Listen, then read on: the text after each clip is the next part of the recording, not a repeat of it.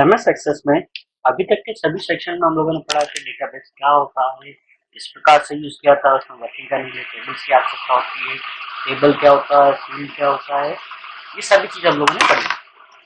आज हम पढ़ेंगे कि एमएस एक्सेस में या डीबीएमएस सॉफ्टवेयर में रिलेशनशिप किसे कहा जाता है।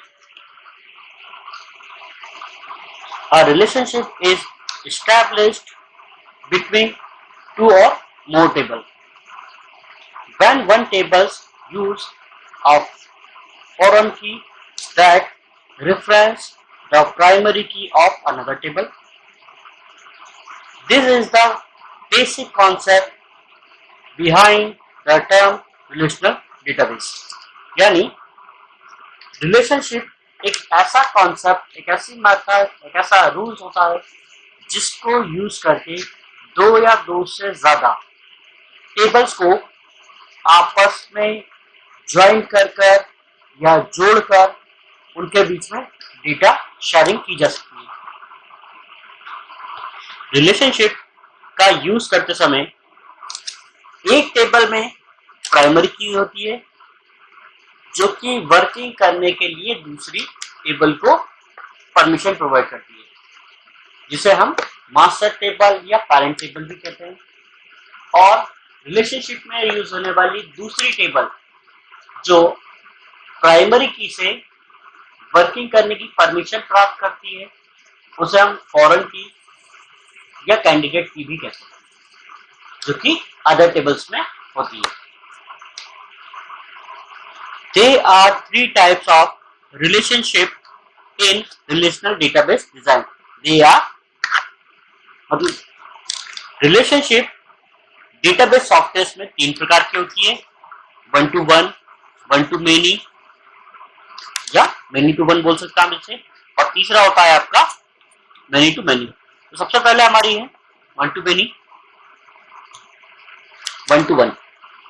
This type of relationship allow only one record of each side of the relationship. The primary key related to only one record or none in other table. यानी one two one relationship में सिर्फ दो ही table का use किया जाता है, जिसमें से एक टेबल में प्राइमरी की होती है, दूसरे में फॉरेन की होती है। जैसा कि आप या नीचे एग्जांपल में देख सकते हैं कि मेरे पास एक ईएमपी नाम की टेबल है और एक है पे नाम की, जिसमें मेरे पास employ ID, name, last name और पे आईडी है, और दूसरी टेबल्स में पे आईडी और उसकी रेट डाली हुई है। तो मैंने यहाँ से पे आईडी को पे आईडी से लिंक कर रखा। दिस इज आपका one two one relationship example. Second होता है हमारा one to many. One-to-many relationship allow a single record in one table to be related to multiple record in another table. यानी one-to-many relationship का मतलब ये होता है कि एक फील्ड पर एक से ज्यादा फील्ड्स को डिपेंड होके वर्किंग करना। जैसे कि आप देख सकते हैं यहाँ पे मेरे पास दो टेबल्स हैं, एक है सिटी नाम से और एक है कस्टमर के नाम से,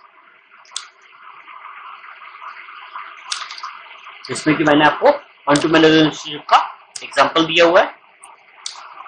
तीसरा होता है इसमें मेनी टू मेनी।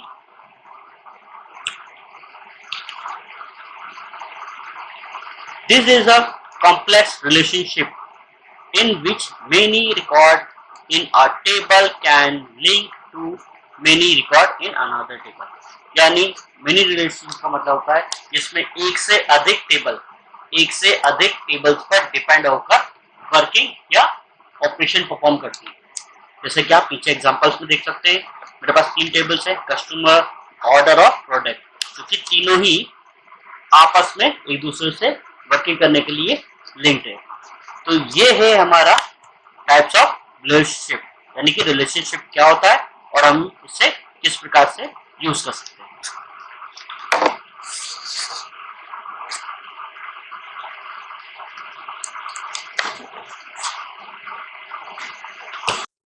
इसी में नेक्स्ट टॉपिक होता है हमारा डेटा नॉर्मलाइजेशन, यानी कि नॉर्मलाइजेशन क्या होता है। तो टॉपिक हमारा है What is a normalization?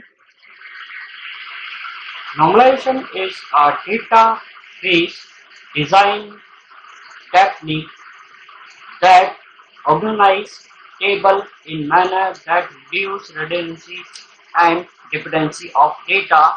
Normalization divides larger table into small tables and links them using relationship.